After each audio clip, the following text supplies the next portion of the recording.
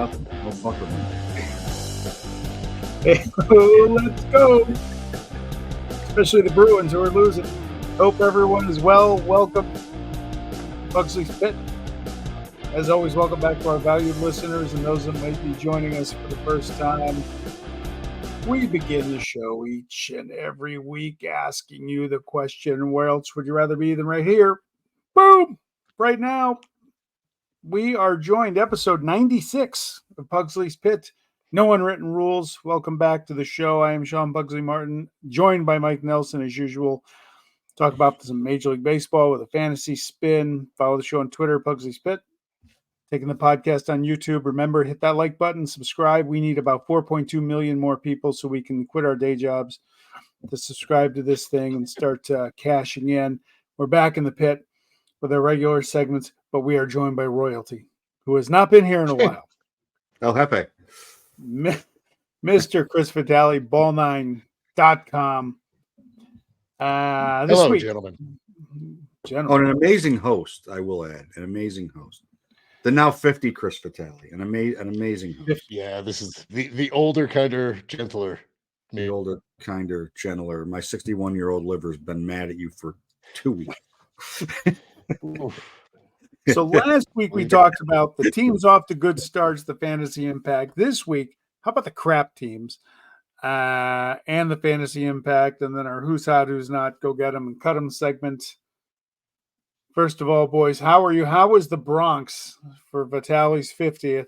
I wish I could have gotten there, but wasn't going to happen. Dad duty. You would have never survived it, my young friend. Never. It was definitely not for the faint of heart. No, it was a good time. I think I finally recovered. So, yeah, it was good to see everybody. And damn, by the way, it was a loss sucked, but it was a great. Yeah, the loss. Well, yeah. I mean, I actually only saw 3 or 4 innings of the damn game anyway. I was busy BSing with everybody. So, and then giving an epic birthday speech. An epic birthday speech. Thank you. That was fun, and it was also a pleasure after the game was over. Since Mike stayed at the same hotel, to sit up on the little balcony thing doing shots of tequila until I have no idea what time it was, but yeah. Good for you. It was nighttime. I can assure you of that. But the clock had early morning, I believe. Yeah. The clock had retired at that point. The clock had gone on. Yeah, at that point you just stopped looking. Yeah, you were in the city that never sleeps, so that's you found the right venue. Yeah, you did a week of that, and a day ruined me for 4 days. Oh, yeah, no, I needed a week after. Like, this jet lag, to New York, jet lag coming back, all good. So, rest. Almost had to go to Betty Ford, but I managed to. But she's dead, so she can't help you. Well, wow, this is rough. All right, it is rough. So we got a couple teams a little slow out of the gate. Then there's the White Sox. But you talk about the fantasy impact. And you know what? One of my favorite things to do is to just take shots at the Houston garbage cans whenever possible. They're in last place. They're behind the A's, so they deserve any and all ridicule because the A's aren't even trying to win games.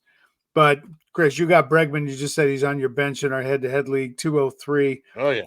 Jose Abreu with a scant 4 hits and 62 at-bats.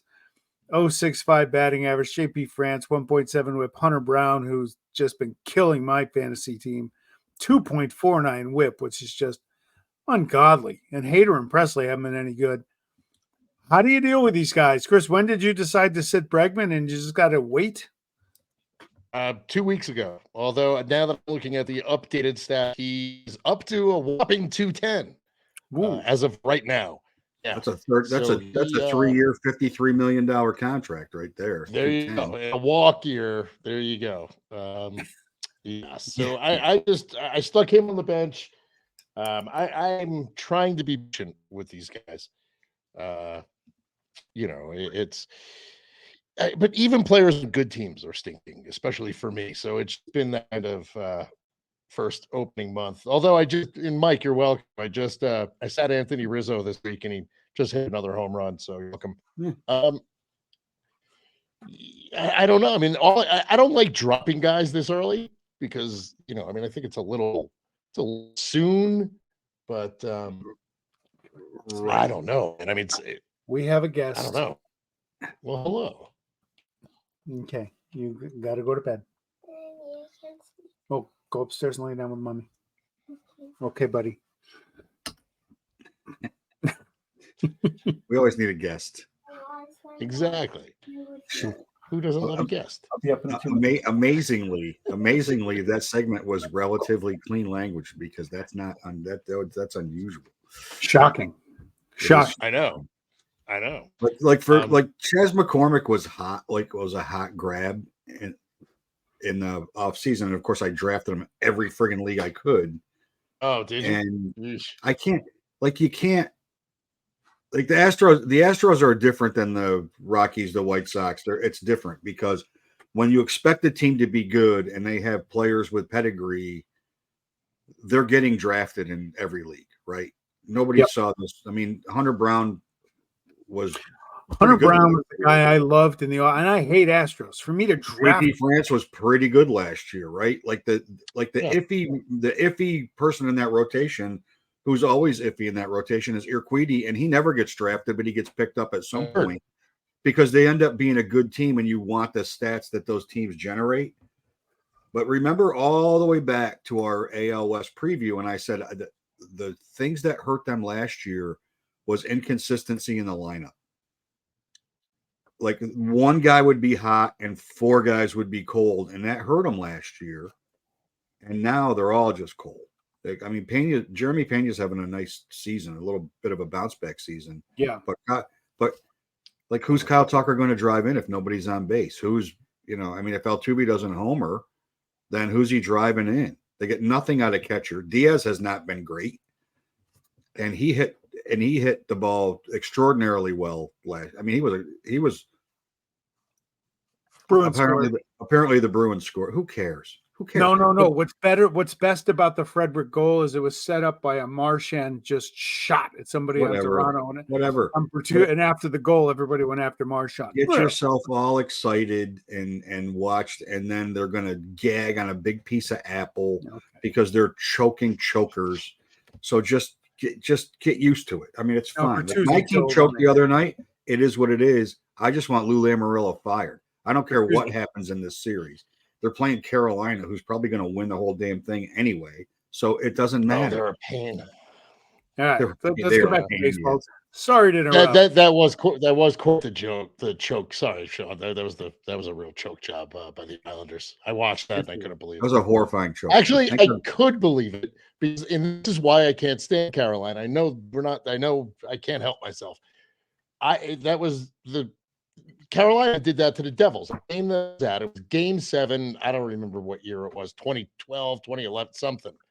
And it was game 7. Devils were up by 1. There was like 4 seconds left. Empty, Carolina pulls their goalie. They score. They tie the game. 14 seconds later, they go ahead. The game. So in game 7, the entire crack rock went from screaming and going absolutely crazy. We're going to game 7 to just dead silent, like somebody murdered a puppy at center ice. And it was the worst thing I've ever seen. So I will be rooting for the Island, believe it or not, just because of that. So sorry to take the baseball show to hockey, but I vowed to a bunch of people that I am connected with on the X to not speak illy of to just be all in for the playoffs for the Islanders and then go back on my Fire Lou rant. There you go. So it is. That's where I'm at, and the Yankees are winning. So frankly, nobody cares if the Bruins are winning. Yes, 5-0, which I believe Ms. Pugsley had said would be the score in the opposite direction once this show had started. So I probably have that right. I have that right. I think I have that right here. I could probably show that. You had the number correct. I could probably show that to our loyal listener if I wanted to, but. We won 2-0 on Monday. Mason Miller's the talk of baseball, and quite frankly, the Yankees outscored the Yankees 2-0 in the last 7.5 innings yesterday, and that's a win where I come from in Oakland athletics world. He's not the talk. Small victories. Mike Trout's 10 home runs are the talk of baseball. Oh, okay. All right, let's get back. How about the White Sox? Look, here's a problem with the White Sox. And I drafted Eloy. I drafted Eloy in our one league this year because he was out there and he jumped in. Now, I almost cut him this weekend because I almost don't want to deal with it, right? I almost don't want to. Now, he hits a homer and a stolen base last night. I'm stunned at that. What do you do with a guy like him? I mean, now I can't cut him because Lane Thomas went on the IL today. But those guys are just, they'll kill you. What do you do with anybody on the White Sox? Just what do you do? What do you do? Gavin Sheets is their best player right now. Yeah, you just. I think it's fair to dump the White Sox. I mean, the White Sox are raised to win 21 games, man. They're 21. They're being outscored, and they have a negative 79 run differential. I know. That's unbelievable. The worst baseball team of all time. Like I said, I don't like cutting people, but if he wears that little socks, CWS thing, I think it's okay if you get them to the curve because nobody's going to pick them up. If they heat up, you get lucky, you get them later. But somebody needs to Photoshop Marv Throneberry into a White Sox uniform because they are really, really bad. I mean, they stink. They are really, really bad. The worst 25 game record to start a season was the 22 Reds. The 2003 Tigers were both 3-22. Wow. There is nothing that leads you to believe that the White Sox won't also be 3-22. And they had 96 people for a doubleheader this weekend. What? 96 people.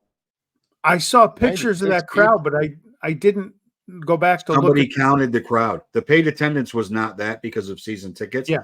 There were 96 people in the stadium. Good seats still available. Come on down to the south side. Plenty of seats available. That's crazy. So what do you do? The problem with guys like that in fantasy, go to two other teams. The Marlins, they got some injuries, pitching. The guy's coming back. Cabrera's back. Braxton Garrett maybe soon. What about the Rockies? Outside of Tover and McMahon and maybe Brenton Doyle, they got nobody. Nolan Jones got to work it out, Mike. Putrid too. Tell me about it. But they don't even have guys that even belong on a fantasy baseball roster. No, they don't. I mean, they don't. They're a terrible, terrible team. Terrible. Yeah. Like those are the teams. Like those teams are going to be bad going in. And that their closer is going to be available. And if saves are important in your fantasy scoring, you grab those guys.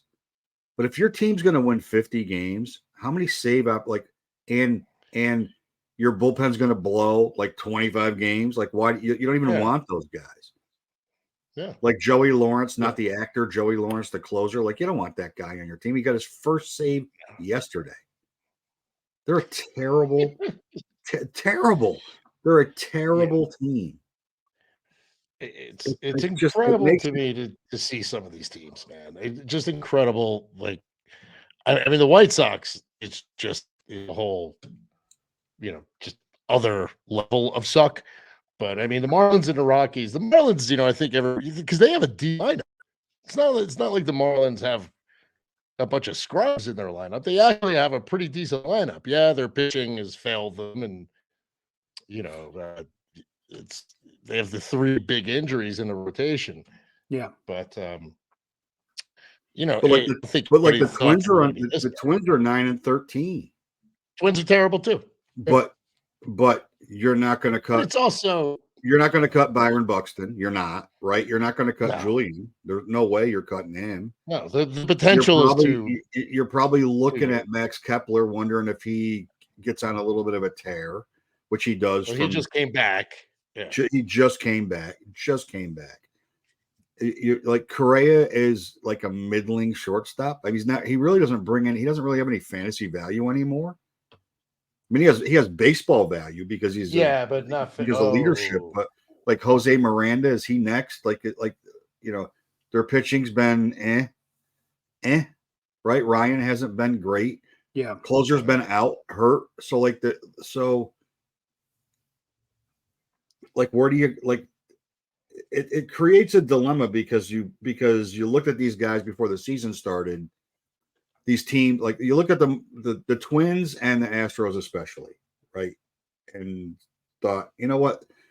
There's guys on those teams that have produced in the past, and they're going to be like, I'm going to add them. I'm going to grab them. I could do worse at this position. I could do worse with them as a backup. And now their teams are really bad, and you're like, there's teams that are playing a little bit above their heads, and I better start looking at their guys. Like that's what we talked about last week. Like I better start looking at players on the Royals and the Indians or the Guardians. Excuse me. Sorry about that. The Pirates. I need to start looking at those teams because these teams are so bad. I can't wait. Like I can't get in Roto. You can't get yourself in a hole. No, which I'm already in. Doomed. Yeah, you're doomed. And in head to head, you have a little bit more time to go on a run especially if you have injuries. Yeah, but you can't throw stats away hoping that players who have been really good in the past are all of a sudden their entire team's going to turn it around and they're going to have productivity. Like benching Alex Bregman 2 years ago would have been unheard of. It would have been unheard of. Now you can't. Like, what are you going to? You start him. There's can't have him in. Options. There's certainly better options. I mean, it's not that I have anybody really good. Actually, I have in there Matt Chapman is kind of doing okay, but he's not doing Matt Chapman type things. In our league, he's got 70.5 points, where Bregman is sitting there with 36 on the bench. That's horrific. Yeah, that's terrible. I mean, and that's terrible. It's terrible. And I picked up Chapman because somebody dumped him. Yeah, I mean, he was a trashy pick. So, yeah. So was Lourdes Gurriel. I mean, he's got 93.5 points. Him off the scrap heap too. Well, they're scoring. Yeah, the Diamondbacks problem. The Diamondbacks problem is not scoring runs. I think they've scored the most runs in baseball. And they've had two. Yeah. They've had 3 games over 12 runs. Their offense is not their problem. Even though Corbin Carroll's off to a bad start, their pitching has been no bueno, man. Iffy. Yeah. Iffy. Kelly's hurt a little bit. Gallen has not been great. Spots on the DL now. I mean, they got problems. They got problems. Hey, guys, this is off topic, but I saw it. I think it was from last night. What is going on in St. Louis? Oh. That has been a loyal fan base as you could have all these years. Is it they're just not showing up now because they suck, or what's going on? I mean, the place was an empty barn last night. Yeah, that's crazy, right? They'll still draw 3 million. You wouldn't expect that. Yeah. I mean, St. Louis, it's a weird. I don't know. That's a weird situation. I mean, you have a couple guys that are getting up there a little long in the tooth in Goldschmidt and Arenado. Yeah. Arenado's hitting for average, but I mean, he's not doing a hell of a lot more. Goldschmidt looks like he's starting to come out of it a little bit. Yeah. I mean, he's too good to have a terrible season, but I mean, the guy's hitting. I guess his drive line 200 experience. Right now. Yeah. His off-season drive line experience wasn't very good. No, I mean, and you're starting to see that everywhere, right? Yeah, I mean, he's better. He's not a 200 hitter. No, we know that about Paul Goldschmidt, but he's not going to be his MVP self. But, it's the team around him. I don't know, man. It's not what it once was. I'll tell you, the Cardinals are not. They're a far cry from having their own brand of baseball. Yeah. With, I mean, unfortunately, the White Sox passed away. I mean, that was all speed, defense. I mean, that's a long time ago. But even up until recently, they were a defensive team. They're going to hurt you on the base pass. They're going to hit for contact. They're going to get on base, and it seems like all of that is in the rearview mirror. And then also when they got rid of what's his name, Schilt. Because he didn't want to do that was a because he didn't want to because he didn't line up with all the analytics of it, and that's who's running the show there. And they ran the baseball people out of town, and this is the result. This is all seeing what happens when it's the guys are running that team and the Marlins like they are in our family league, and that's how they're running. And it doesn't work. It doesn't translate. Well, the Marlins made the playoffs. That's to me what's going on in St. Louis. Oh, the Marlins I think would have been better, but they got rid of Kim Ang. Yeah, They're letting Gabe Kapler call the shots. I mean, come on, really? I can find somebody wandering through the desert who was lost for a week and a half because he ate mushrooms and got lost. Walks up my driveway. I bet he could do a better job than Gabe Kapler. I want to hang with that dude. First of all, is that Aaron? That's Aaron Rodgers. It was Aaron Rodgers wandering up your driveway. And it's he. Every now and again, you see him just kind of wander by. It's just quarterback. Just wander by. Gabe Kapler has a PhD in baseball bullshit. Like I lived in Philadelphia. I mean, he doesn't know what the Cardinals just sent Jordan Walker down again. Yep. So here again, they sent him down today again. And Glenside, Pennsylvania, local product Mike Ciani still sticking around, like getting some at bats, defensive replacement, still hanging around. Tanner Scott was hitting 0.68. I mean, that they kept him because he was their hot prospect. I mean, I don't understand. I don't know. Letting Schilt go was a massive mistake, right? Actually, running Mike Matheny out was the first mistake. This is true. Right, that was the first mistake. But then they replaced him with a baseball guy, and you can't say the culture automatically dropped off because it was always the Cardinal way. Like this conversation, the three of us have had this conversation a bunch of different times. The Cardinal way was always like plug and play. It doesn't matter who comes up. And you can't tell me that Yadi Molina and Adam Wainwright and Albert Pujols retiring, all of a sudden there's no such thing as the Cardinal way. Especially when Pujols wasn't there for 10 years. So it's you can't you're right. I mean, you can't go from a team that was based on fundamental baseball, good defense, moving runners around, anything you needed to do to score runs. You get some power when you need it. You get solid pitching. You get a solid bullpen, and you play just solid baseball for years and years and years. Seems like for 40 years. That's how they've been playing. And now all of a sudden, everything's on an Excel spreadsheet, and they're a crapshoot. And I think the fans are the one thing about that fan base is probably collectively the smartest fan base about baseball in the league, Absolutely. Right? You can tell by the way they treat out of town players, like they appreciate good baseball. And if they're not playing good baseball, that's going to be a big issue in St. Louis because you can suck, but if you still draw 3 million, ownership could care less. Whatever. Still got 3 million people coming through. We were, we're 79 and 83. Who cares? We didn't make the playoffs. Whatever. We'll get them next year. We'll be right back at it. 3,100,000 something people rip through the turnstile because it's the place to go. If they stop showing up, ownership's not going to be able to take that. They're going to have they'll have to do something. Yeah. I don't think they'll be patient there. I don't think they'll have the patience there. Not that they don't seem like an organization that's centrally focused on making money. Even though they don't seem like that. They all are to a great extent. But they've never seemed like that. Like we're going to pinch pennies on a contract here. We're not going to pay this guy here. Hey, if somebody wants to give somebody $300 million for 14 years, we're just not like we don't see that in the way we do business. But they paid Goldie. They never have a problem doing that. They paid Contreras. They never have a problem doing that. Yeah. They didn't have a problem paying either of those guys. I mean, they got a break with Arenado for sure because the inept Rockies are still eating a ton of that money just to pile on how screwed up they are. But I don't think they'll be patient in a division that is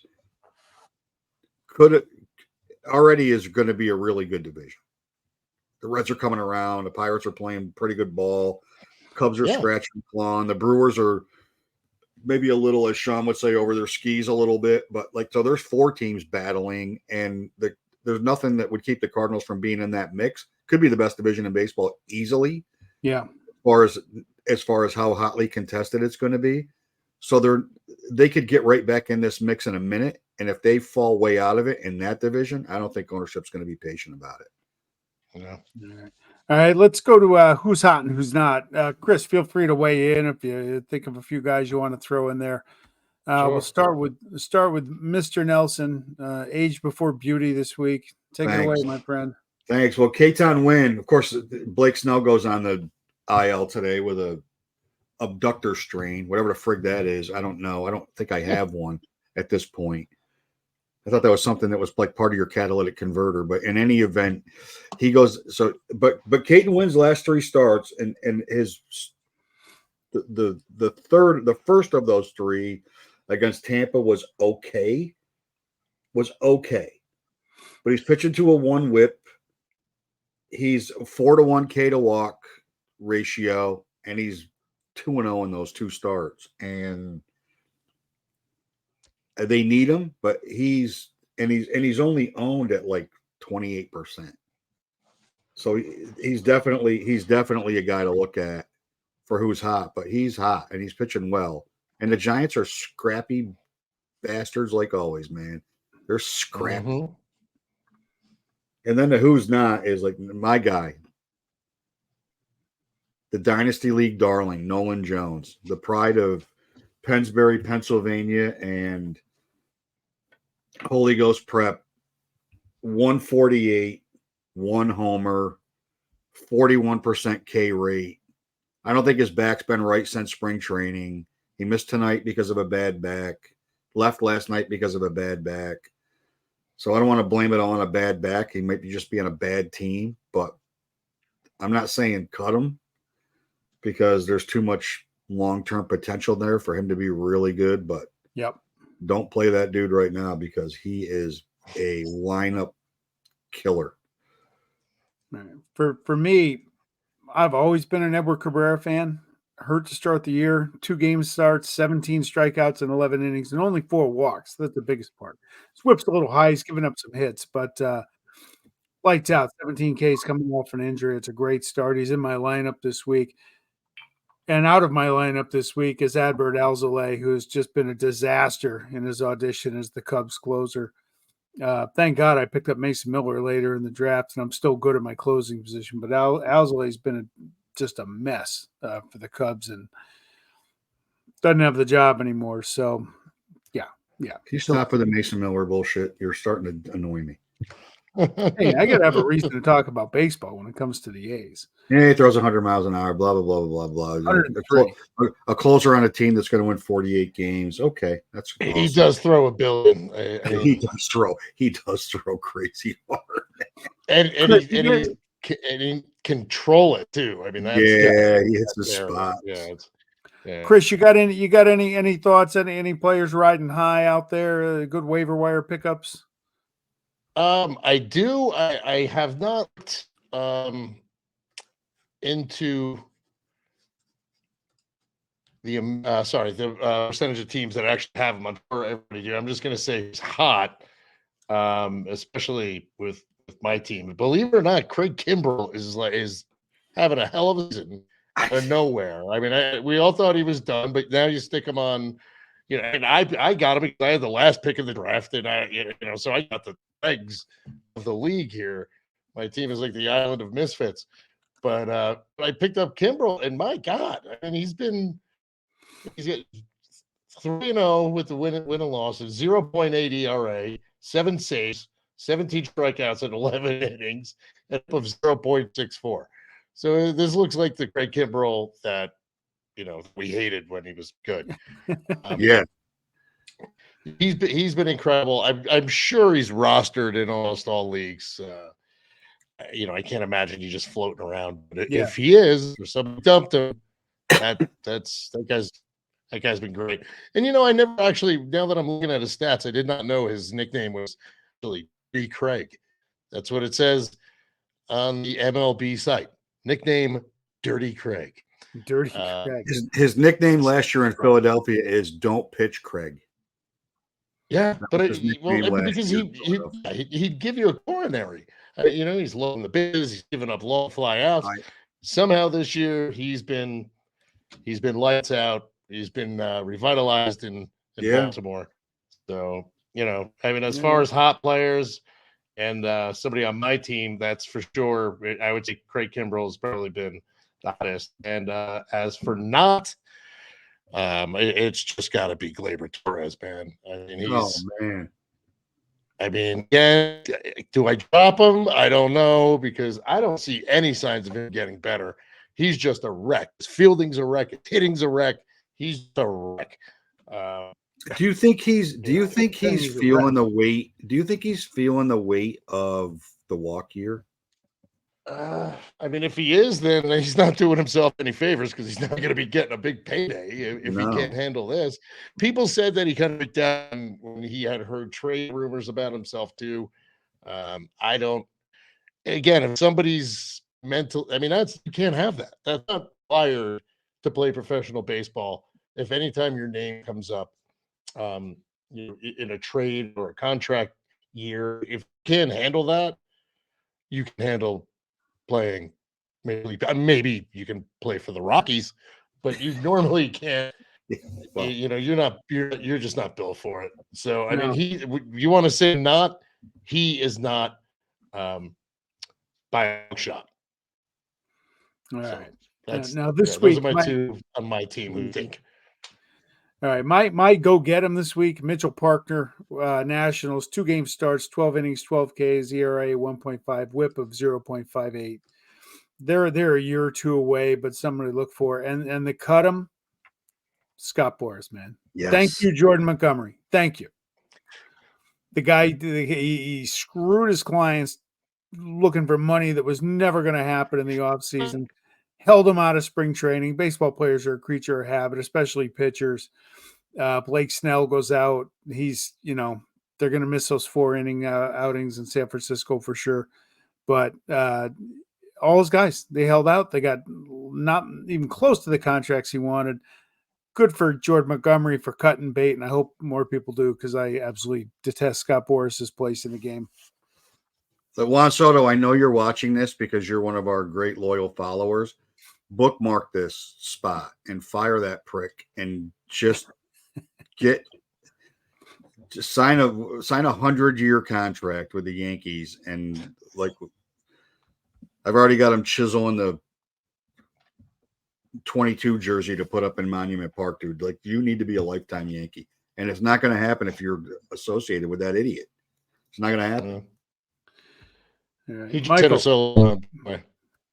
So my go get him is Albert Suarez from the Orioles. So he's only 10% owned. He's had 2 starts. He hasn't given up a run yet. He's 4.5 to 1 K to walk. He's pitching on a good team. I don't know how long he's going to be in the rotation because the injured pitchers are coming back. But while he's in the rotation, pick him up, especially at 10% ownership. And then my cut him. The 4 for 62 with 17 strikeouts. He's had a good career. He really has. He's been a very productive player. Yep. But Jose Abreu, I hate to tell you this. You're done. Keep an eye on John Loperfido in the minors for the Astros because he is a power hitting outfielder his K rate's a little high, but he's been working out. He's been playing first base at AAA. And I think as soon as they feel like he's not going to strike out every other at bat, Jose Abreu is going to be probably on the Rockies. He'll probably be on the Rockies or back to the White Sox. Either one of those two. He could be. Could it make the White Sox even worse? That would be awesome. Yeah. Well, that's who they're picking up. All right. Good thing they fired Kenny Williams because that's worked out great.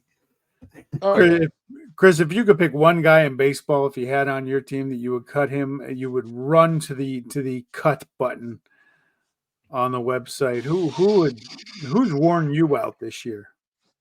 Oh God. That's a tough one. I kind of want to say Gleyber Torres again, but I still have him. I can't bring myself to cut him. Yeah. I mean, he's terrible. I mean, can I say the same guy twice? Is that sure? Yeah. There's no rules here. all right? Good. Then Gleyber Torres. No unwritten rules. Yeah, I mean, I can't believe he's still on 97% of roster, 78% lunatic. They're still starting him.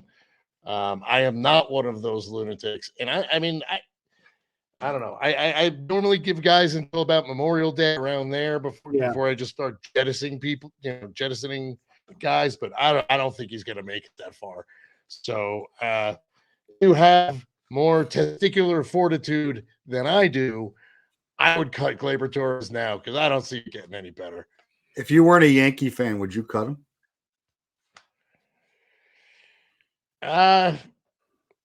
No, because I haven't cut Alex Bregman yet.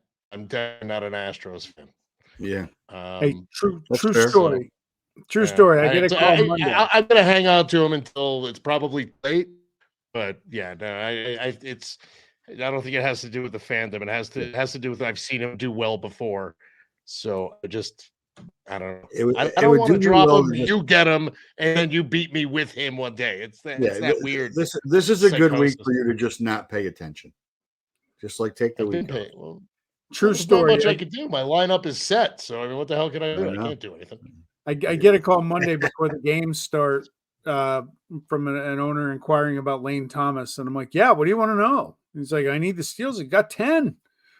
Got 10. I was a little skittish on Lane Thomas this year. He was a late pick for me in our other league, and I'm trying to sell him. I'm trying to get Nick Lodolo off him, and it was our good friend Mike the Booger, sorry."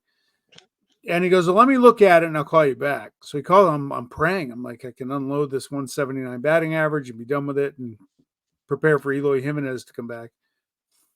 And doesn't Booger call me? And he goes, "You didn't tell me he was batting 179.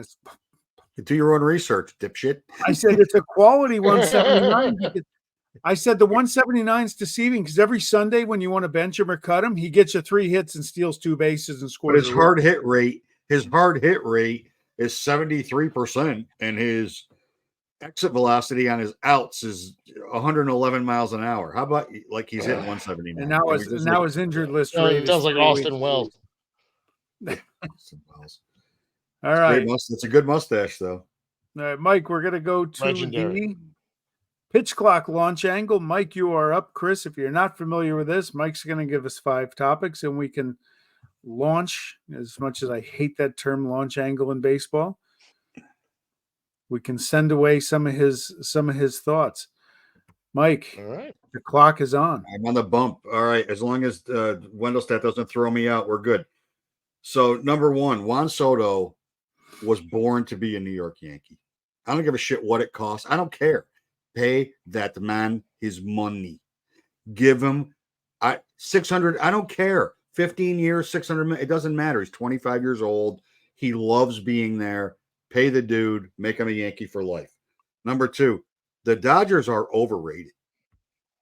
Like for what they were projected to be coming into the season. Now this could change when they get their rotation back, but they're not as good as everybody hyped them up to be. Not even close.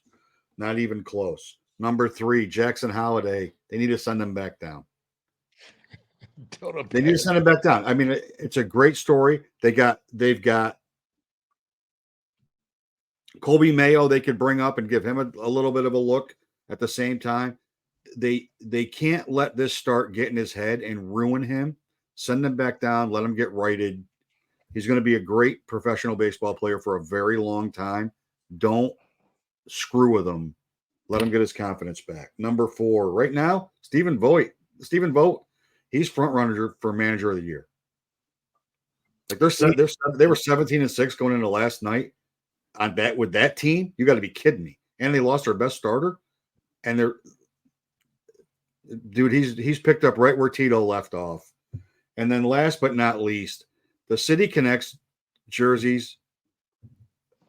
After dealing with whatever that band uniform was that rivaled the old school Vancouver Canucks jerseys, that Philly rolled out, the Mets decide to put their players in Rikers Island where they should actually add 4 numbers to their number so it looks like they're getting processed.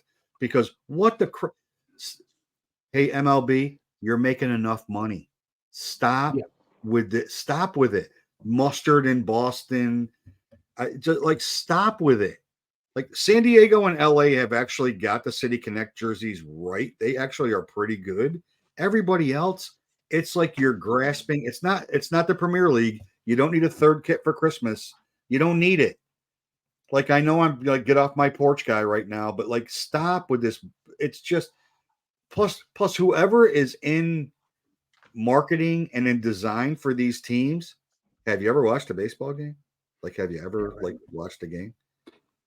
Here's what I agree with both sides. Like Stephen Vogt, if you ever saw the highlights of his last ever game that he retired, that was awesome. When he back with the A's, when his daughters introduced him on the PA and he hits a home run. Yeah, cool. He's a legend in Oakland. I'm happy for him. If I have to launch one, I'm going to launch Juan Soto. I think he wants to win, and I think he's going to go to the Mets, the Kings of New York, right? Oh, God. Come on. What is wrong with Yankee fans here? I got to take a gotcha. Like this was a good 40 minutes, and then you got to bring that friggin' blasphemy. First of all, anybody that wants to go to the Mets doesn't care about winning. And if once you played in the Bronx, you never want to go to the Mets. They're treating him like a king there. He strikes out, he gets a standing ovation. It's like they love him. Chris, any thoughts on Mike's rant this week? I'm gonna say about the City Connects. I mean, I don't completely hate the Mets ones because they have a little bit of almost like a Negro League flair to them, a little, like with the font. But for the most part, I do agree that they stink. But I do think you forgot the Miami Marlins have a pretty good one, going after the old Miami. What was it? The Havana Sugar Kings type of uniform. I like that one. Most of them are garbage. The Angels actually have a decent one too, and I only say that because I saw them in person. They look good on the field. Very like 70s Beach Boy stonerish. Aside from that, I don't think Juan Soto goes to the Mets. So I'm gonna stick with you. That the Steinbrenners need to. What the hell just happened? Sorry, the A's just. I don't know. Something happened. What are we doing? We having a big night? The ball. It just looked like a pinball was bouncing around, and somehow Gleyber Torres is on first base. So you know the A's screwed that up. Whatever that landed Gleyber on first. Okay, ground ball. I don't know. Something happened. It was. 15 hopper. It's bases loaded, bottom of the 7th, 6-3 Yankees. Soto and Judge and Rizzo all homered. And it looked like a 12 hopper to the shortstop that I guess he just dropped. And it kind of looked like it hit him in the face. Then he recovered and Gleyber beat it out. There's no way the shortstop made that play if Gleyber beat it down the first base. But that's all I've got is that's good. Uniforms and Soto will not go to the Mets. And Jake DeBrusk scored for the Bruins, who now lead 2-1 with 14.5 to go into the third. We don't care. Though we are shorthanded. Hey, Chris, you want to before we jump, do you want to talk about the podcasts that are up and active on Ball 9? Oh yes. Because this one will be soon, which I'm looking forward to. Right now, if you do go to ball9.com and in the top menu there, you will see a little thing that says listen. So you click that, and we have Totally Baseless, which I host. We have Beanball, which is, we had to do a Boston one. So that's the Boston one. We've got High Anxiety, the Yankees podcast, and the Agent and the Fan, which is exactly what it sounds like. They just had John Franco on the new one. So that was pretty funny because I could sit there and listen to John Franco and anybody who grew tomatoes in the Shea Stadium bullpen all day. So we've got those 4 for now. We will be looking forward to a little Pugsley's Pit action very soon, but we are ever so slightly, I'm not sure, scored a run. ever so slowly building a podcast empire. So Very good. there you Looking forward to being part of it, my friend. Yeah. Can't wait. All right, boys. Wrapping tonight. We'll get ready for the A's rally The A's rally. and the Bruins road to the Stanley Cup continues. And we have a little thing at the NFL draft coming up the next few nights. Yeah, it's going to be tomorrow. It's tomorrow, right? Tomorrow night. Yeah. It's tomorrow night. My prediction for that is Jerry Jones forgets that they're on the clock and they forfeit their pick. That's what I see for my Cowboys. But they're all in. They're all in. Yeah. Well, they pushed he their said chips that about a little 5 times. He also said something, I believe yesterday, that I found funny. That was the Cowboys were the 24th best team in the league last year, which is why they have the 24th pick. So it may be time, Jerry, to hang it up. You know, maybe it's time to hang him up. That's all. Maybe. That's all. Jerry, maybe it's time. Maybe it's time to put the Knob Creek bottle away and take Skip Bayless with you and just ride off into oblivion. Bolivian. Whatever you're gonna do. Pick 13 is going to be Bo Nix tomorrow night, and I am going to go insane. The Raiders are going to take Bo Nix with pick 13, and it's going to be. We won't take him at 13. Well, the perfect world is an offensive tackle at 13, trade down or trade back into the first round and take Michael Penix, or just draft Penix at 13. We're not taking Bo Nix. I heard they tried to get up to 2. We tried. Well, you got the Daniels connection with Antonio Pierce going back to high school at Arizona State. I would love to see Daniels pull an Eli or an Elway and saying, I'm not coming to Washington. But he's not going to. That's all right. That's all right. No, what if the Bears do a Bears thing and take Daniels tomorrow night with pick 1? I would love that. Well, so would Washington because they want Caleb in the worst it's a smarter move. I think Daniels is a better pick than Williams, honestly. So living out here, I see all the USC games. He's not. I don't see it, man. I think he's freaking cuckoo as well. He's a bit of a prima donna there, right? A little bit. I think Daniels. I think it'd be his full. Well, they actually traded Justin Fields already, so never mind. But yeah, if Williams gets in the NFC East, I'm just waiting for a reason not to drive to Florham Park tomorrow and punch Joe Douglas in the balls. That's all I'm looking for. Set a goal and achieve said goal. I know. I gassed up. Like my car's full of gas. All right. Ready to go. Gentlemen, thank you very much. 7-3 Yankees. We'll do this again soon. Bye. Adios, muchachos. Adios. See ya. Smash the like button. We need the money. I got a kid in college. Come on. We do.